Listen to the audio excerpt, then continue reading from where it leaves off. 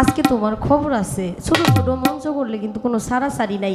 একটা প্রশ্ন করলেই এখন মোবাইল আছে, কই প্রশ্নটা কইরা তো বেকায়দায় পড়ে গেছি, কারণ সাথে তো মোবাইল আছে। কই আজকে এমন প্রশ্ন করবো যেটা মোবাইলের মধ্যে নাই। আপনি করেন না প্রশ্ন, আমি কেন এদিকে ডরাই নাকি? কি একটা অবস্থা! আপনি সারা রাত প্রশ্ন করবেন, আমি খাদিজা যদি জবাব না দিয়ে যাই তাইলে না কইবেন যে খাদিজা ময়মনসিং থেকে আইছে, একটা জবাবও দিতে পারছে। আপনি আগে আমার জারি দেন কে?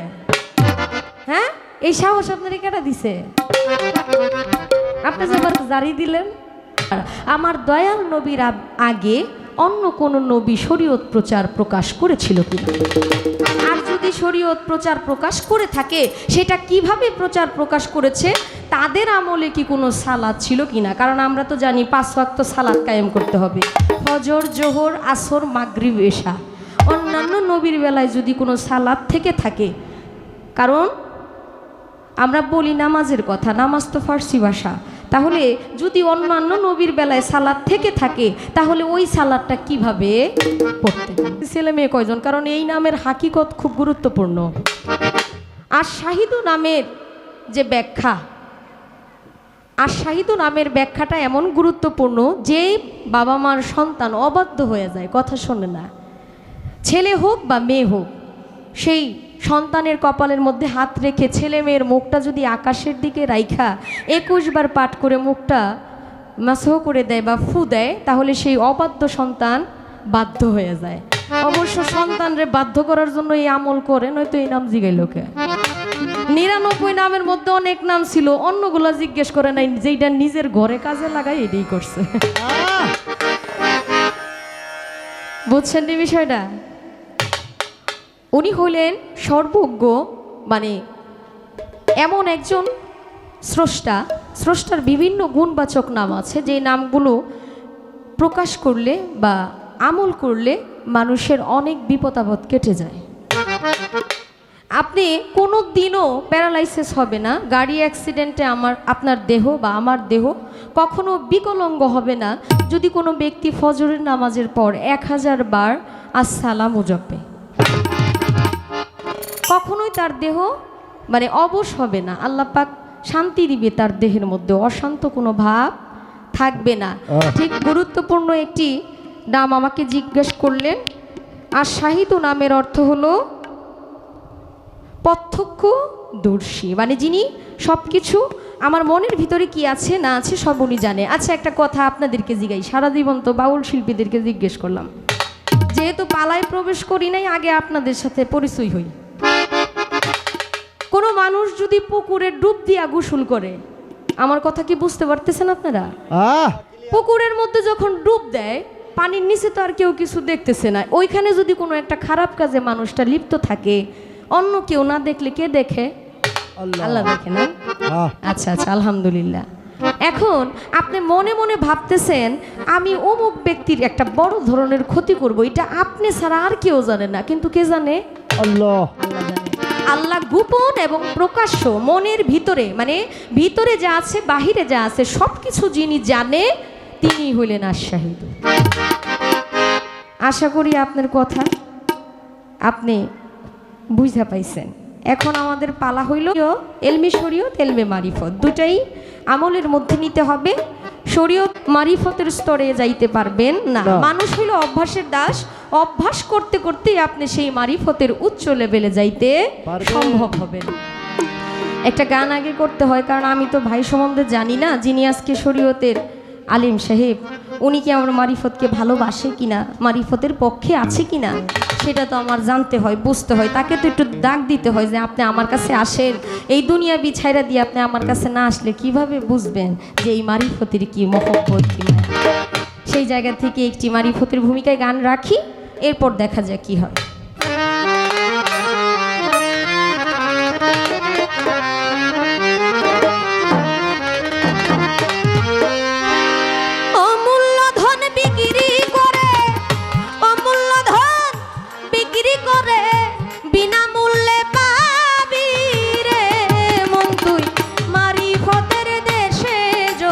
যাবি রে মন তুই মারিফতের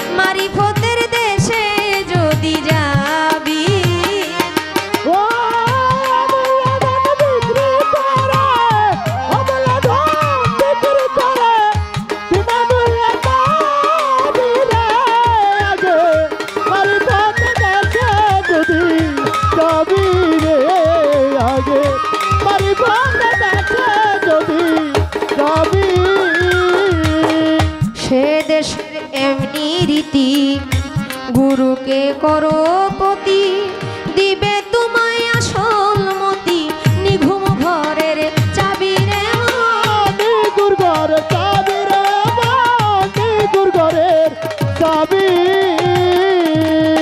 সে দেশের এমনি রীতি গুরুকে করো পতি দিবে তোমায় আসল মতি নিঘুম ঘরের চাবি ঘরের খুললে তালা দেখবি খেলা খুললে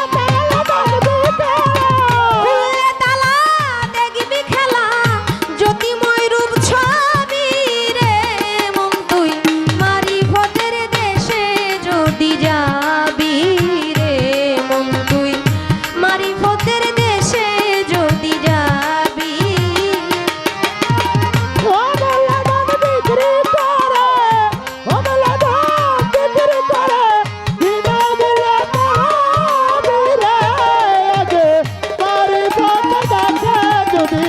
যাবি রে আগে মারিফতের কাছে যদি যাবি কলবে রূপের খনি নাই সেখানে দিন রজনী হরদমে জিকিরের ধ্বনি কানে শুনতে পাবি রে ভালো কানে শুনতে পাবি রে ভালো কানে শুনতে পাবি কলবে রূপের খনি নাই সেখানে দিন রজনী হরদমে জিকিরের ধ্বনি কানে শুনতে পাবি সেথায় আকফা নফস জিকির করে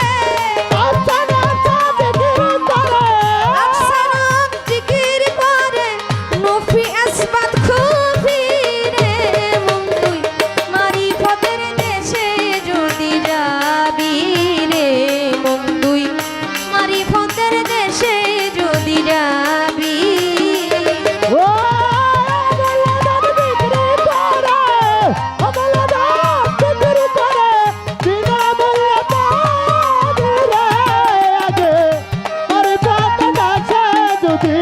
যাবি রে আগে মারিফতের কাছে যদি যাবি যাইতে যদি চাও মন ঢাকা গুরুকে করো সখা এই সর্বময় বন্ধু আর দেখা সামনেতে পাবি রে ভালো সামনেতে পাবি রে ভালো সামনেতে পাবি